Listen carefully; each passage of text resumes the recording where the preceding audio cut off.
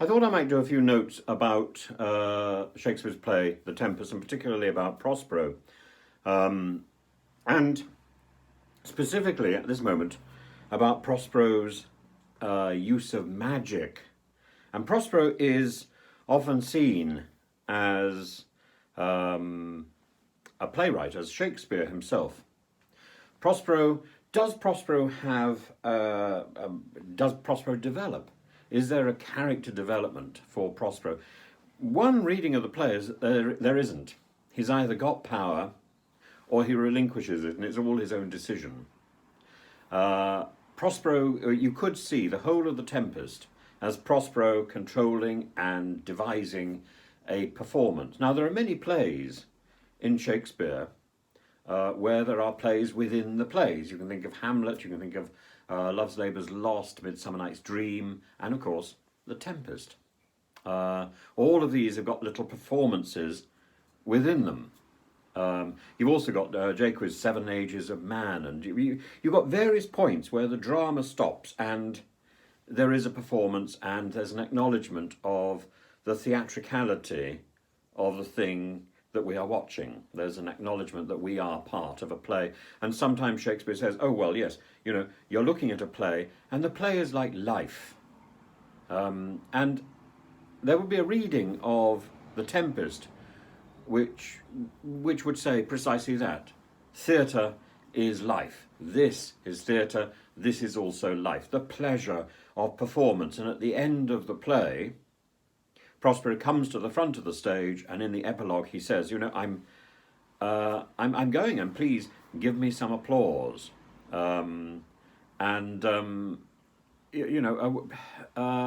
His epilogue. He talks about his job really is to please. That's his job. And now he's no longer got the power. He's doffed his cloak. He's broken his staff. He's no longer got his power. He's simply got his humanity. This is all a magic show, as is life. Life reflects art. What we have will be erased and will be over.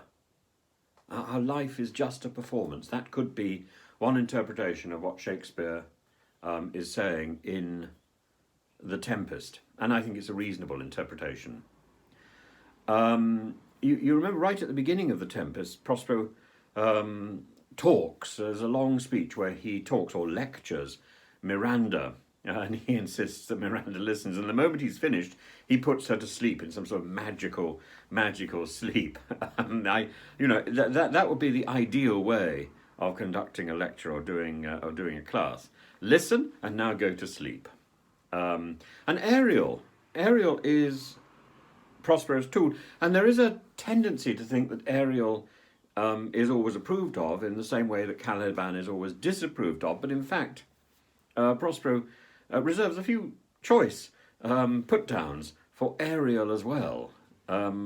Prospero is above everything, and Prospero is a stern creator or a stern controller. Ferdinand actually wonders whether or not he might be a god. Anyway, but can Ariel or can Caliban do anything independently of Prospero? Is Prospero in such control? Well, Caliban tries to launch a coup against Prospero, as indeed the humans had launched a coup in Milan, but that it doesn't work, and it doesn't work precisely because Ariel acts independently of Prospero. Ariel uses music. So interesting that Ariel uses music to lead Caliban and the others astray. In the same way, the island is full of music. Caliban and Gonzalo admire the music of the island, and is this music of the theatre? Why does Prospero let go? This is really the big question. Why does Prospero let go, and why does he let go when he does, before the end of the play?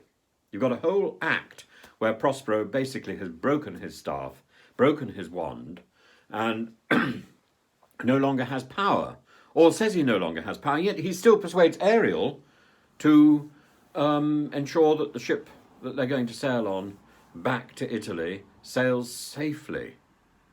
So he's not quite relinquished his power, just as it would probably be wrong to say that Prospero's magic is confined to the island alone. It seems, or at least it's hinted at, that Prospero's downfall in Milan, or in Milan, was because because of his obsession with magic and his library, and this obsession distracted him from his real job of governing. And so he was already toying. This magic was Prospero's hobby. I would like to see the magic of Prospero maybe as a form of alchemy or dabbling in Kabbalism, which was of course known about in Florence just before the time of Shakespeare. So it's not impossible that it had travelled over to the UK, and we're thinking of people like John Dee, who clearly was influenced by Kabbalism and particularly by gematria, the idea that you can give a numerical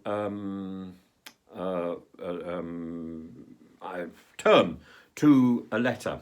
So letter A is 1, letter B is 2, letter C or G, gamma, is 3, and so on. It really only works with Latin, Greek, and Hebrew, but people have more recently tried to make it work with the English alphabet.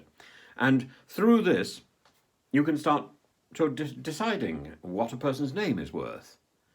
And people have added up the words in the Bible. I don't know quite how they do this, because I don't quite know how they decide which version or which language is most appropriate.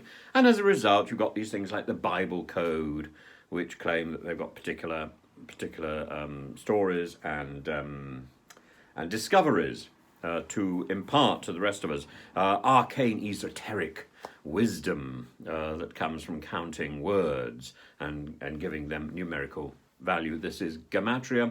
It goes back to the mystical form of Judaism, the study of Kabbalah, and particularly it goes back to the idea that if God created with a word, which is what is said at the beginning of Genesis and what is then repeated in the Gospel of John, so it flows through the Gospel, it flows through biblical literature, that God creates with words. So what language are these words? The language of the God speaks is Hebrew. So if you know Hebrew, if you have access to this language, what the rabbis call Loshan HaKodesh, the holy language, the language of God, then it follows that if you can tap into that language, and you can also tap into the concept of creation, you too can create, you too can do magic, you too can perform wonders.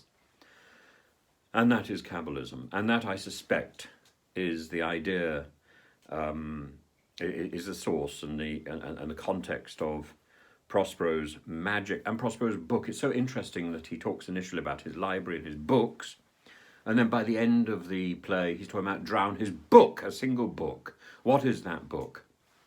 We can speculate whether it's the Zohar, or whatever it might be, or whether it's the book that he has formed himself. He will drown his book. He'll break his staff, drown his book. But why does he do it when he does? Why does he do it when Caliban still has power, could have power over Prospero? But he says he will no longer have power. He will instead think of his own mortality, will think of the grave. And we then go back to that 7 Ages of Man speech, really, of Jacques, and